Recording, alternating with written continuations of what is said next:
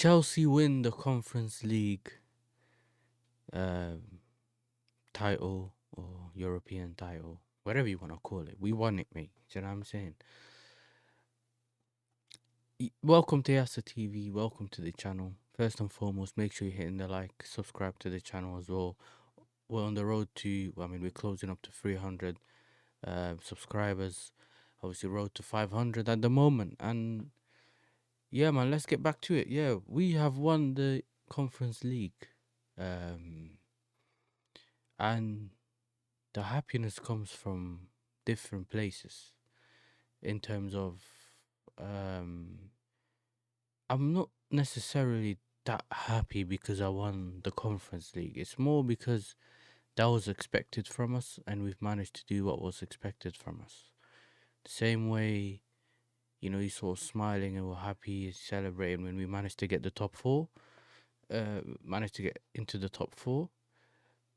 It wasn't really celebrating being in the top four, it was more like celebrating us reaching our target that we as fans, or I've set for my club at the time. And I also wanted to break this, the trophy drought. James, yeah, 3 years no trophies. We have been going to finals, just not getting over the line, man. So there's a very positive era around Chelsea now. I mean, the next day we got the news that we've managed to get Liam Delap. It's not fully sealed yet. It's not fully done yet. That's probably why you haven't seen me drop any videos or anything about it. And I know that this match reaction kind of thing or video, my thoughts about the Conference League and stuff like that is very. It has not come. We won it I think on Wednesday or Thursday. Wednesday, sorry, and I still haven't dropped the video. You know what I mean? But it's just come from a place where I just didn't have time to drop the video or even record the video. So I've kind of pushed it along, but at the same time I just wanted to, just look just yeah, man, I think it's a very good ending to the season. You look at the game, people were just talking to us about, oh, Anthony and Isco. But if you really thought about it, if Bilbao couldn't threaten Man United, really, why would we have issues with Bilbao? Sorry, with Betis. Do you know what I mean? We at the moment have one of the best left backs in the world in Cucurella, who's been performing magnificently since the Euros. Really, like if you really think about it, since he's come back from the Euros, it's been amazing. But going back to Isco is probably the only one that was causing us the most problems. It just shows you that if you have quality, if you're, it's timeless, isn't it? Quality is all. It doesn't matter. It's not relying on just pace or this or that. You can still do. The footballers. The older they get, they still play at a level that is amazing. So going back to the game quickly, the first half was terrible for our standards, in my opinion. I do know that usually we play. Sometimes we assess the opposition's. What they're doing in the game. Sometimes they start on the front foot, and we kind of look around and see, okay, cool. How are we gonna slow the game down to our pace? How are we gonna take control of the game the way we want? Slow the play down, control the game, pass the ball around at the pace that we want.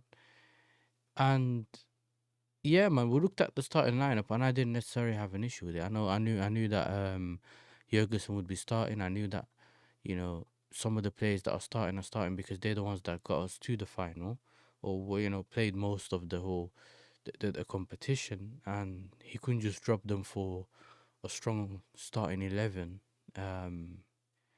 Just to play, the starting 11, and then they don't get a chance to play in the final that they've worked hard to get to. So I do understand the reasons why he's played the players he played. It's just that first, I don't know if we can say first half, the player who suffered the most or caused us the most issues was actually Gusto.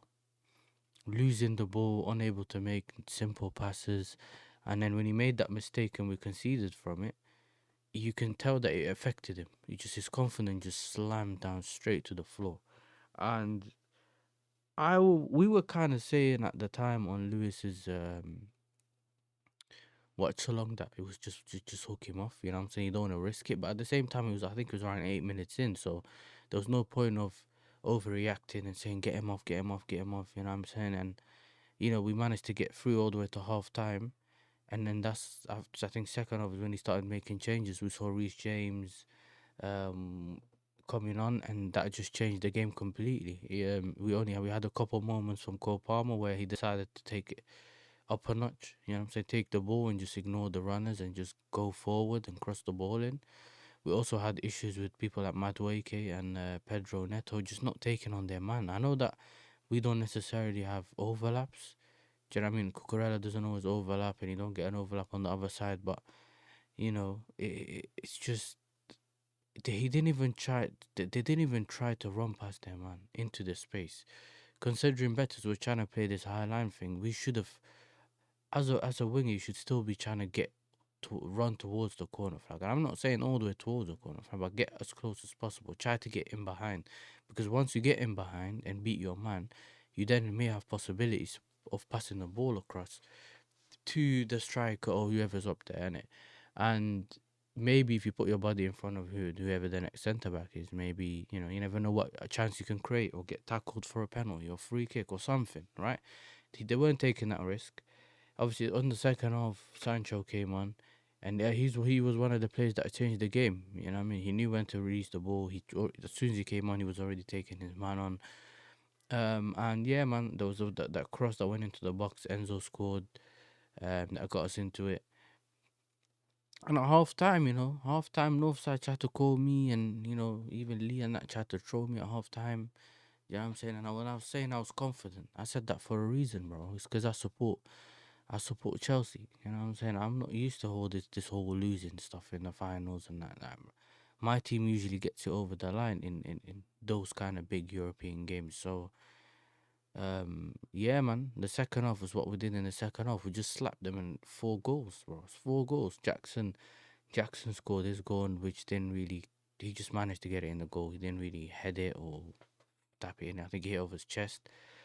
Um, and then Sancho obviously scored the goal as well. And then at the end, we managed to also get a Caicedo goal. So yeah, man, we've won the trophy. We can now say we won it all. And yeah, it's still surreal that we can say we won it all. And to consider that basically we've seen, as Chelsea fans, most of us have seen everything that we've won in terms of the European stage, except for like the Cup Winners' Cups and stuff like that, which were in the past. So it is still, a big thing, and I still think that obviously getting to this stage and now we look forward to what happens this summer and this season. Next season, obviously, we still have the Club World Cup stuff and whatever, but now there's no excuse for the ownership. Now we want to see what they are gonna do and what they're gonna show us. You know what I mean? Are there ambitions? Are they, you know, trying to get? Are they really trying to get to where we're trying to get? I think that's really the point I'm trying to make here. Like, so we we hope and pray. Obviously, we try to make sure that, yeah, man, you don't take these things for granted, and at the same time, like make sure next season we're challenging, bro. You know what I'm saying? We're already looking at another striker. We're already looking at potentially a winger. We still need to deal with some of the centre back situation that we have. See who's going, see who's staying. So, yeah, man. Anyway, thank you for tuning in. Make sure you're liking and subscribing if you haven't already. Keep a lookout on other content that might be dropping since the football's kind of slowed down. And yeah, man, I'll see you guys into the next one. Peace.